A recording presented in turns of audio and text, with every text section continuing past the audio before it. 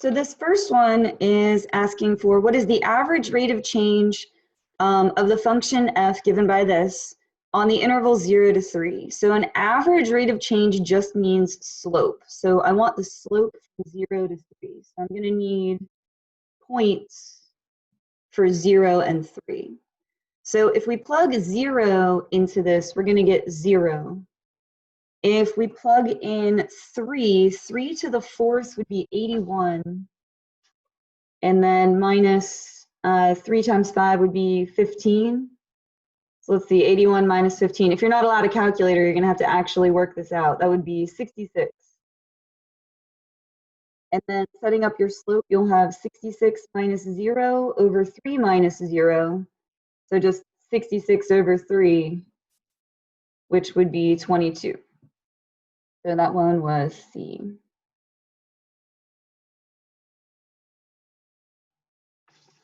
All right, this next one is not actually asking about a rate of change.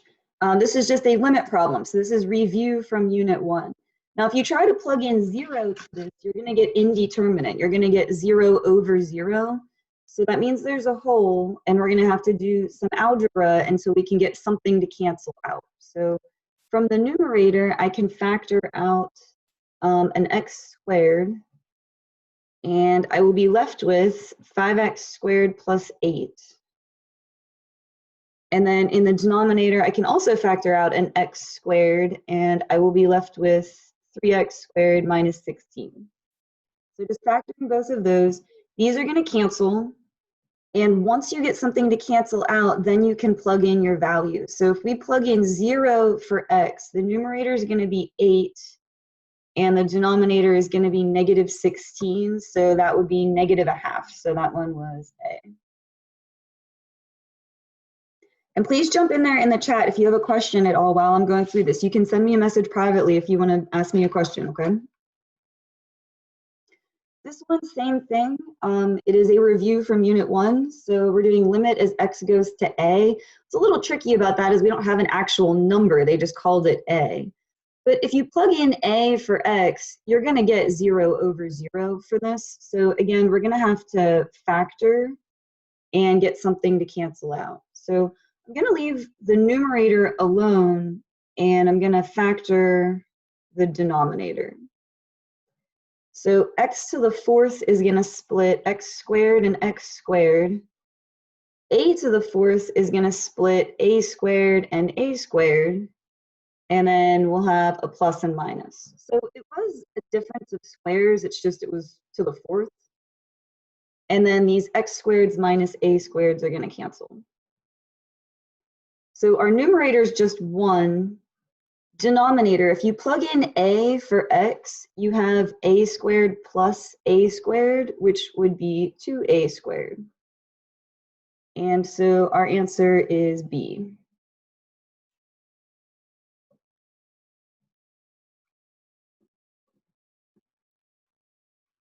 All right, number 4, if the line tangent to the graph of a function f, oh, you know what, they worded this one very, very badly. College Board did not do a very good job of wording this one.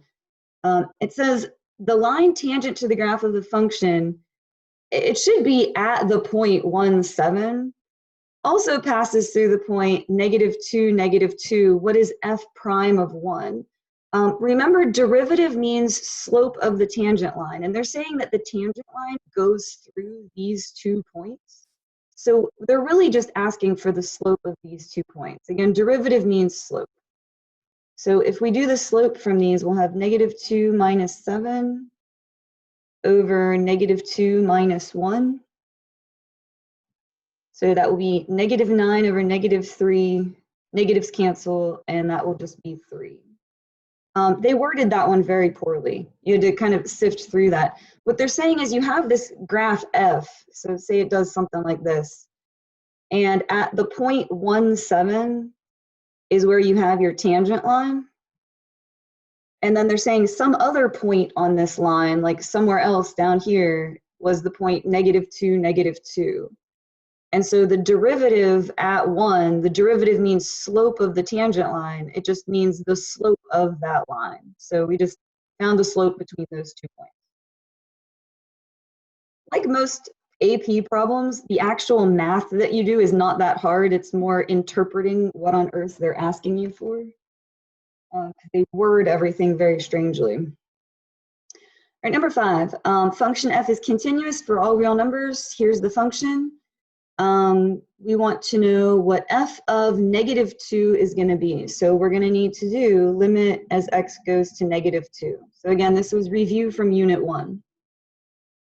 Now, if you plug -2 into this, you're going to get 0 over 0. So we're going to have to factor the numerator. It'll be x plus 2, x minus 2. And then denominator is x plus 2. And so these cancel. And when you plug in -2 for x, -2 minus 2 is going to give you -4. And so that one was A. No one has asked me anything. Does that mean that we're all okay? Are you all out there with me? Can you like type something in the chat so I know I'm not alone here? Or is there a question? We're good? Okay. I will slow down if you need me to. This is still so odd to be teaching when I cannot see any of my students. I don't know if I'm ever going to get used to that. Just constantly ask for you guys to let me know you're there. Thank you.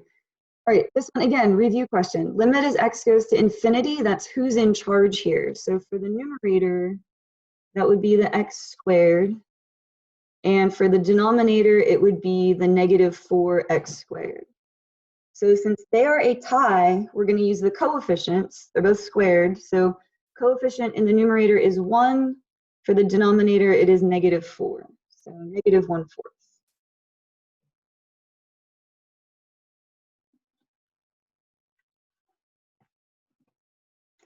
All right, this one looks real scary, but this is actually kind of nice how they have this written because they already factored it and you can already just go ahead and cancel those out. So that was really nice. They're asking, what is the value of k to make the function continuous? So if we want the function to be continuous, we're going to set these two pieces equal to each other because we want them to meet up. And we want to be continuous at x equals 2. So if I plug in 2 for x, that'll be 4 plus 1 is 5. And so k is 5. So that one looked kind of terrifying at the beginning, but then that one actually wasn't too bad.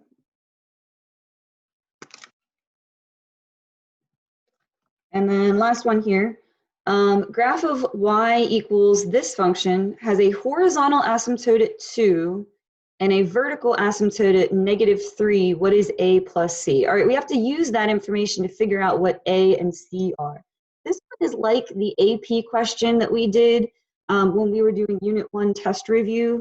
It almost is the exact same thing. They gave us a horizontal asymptote and we had to figure out what these values were. So if we have a horizontal asymptote at 2, that means our graph levels off at 2 on both sides. And that means limit as x goes to infinity of this function has to be 2. So that's who's in charge here. Well, in the numerator, it's the x. In the denominator, it's the x. And since those are a tie, we want to use the coefficients. A over 1 would have to be 2, and so a has to be 2. So that coefficient has to be 2 if that's where we're going to level off. So a is 2. And then vertical asymptote at -3. That means that this factor in the denominator is going to have to be x plus 3. If we want a vertical asymptote at -3, this factor has to be x plus 3. And so c equals 3. And so we never actually find out what b is, but that's okay. They just want a plus c. So 2 plus 3 would be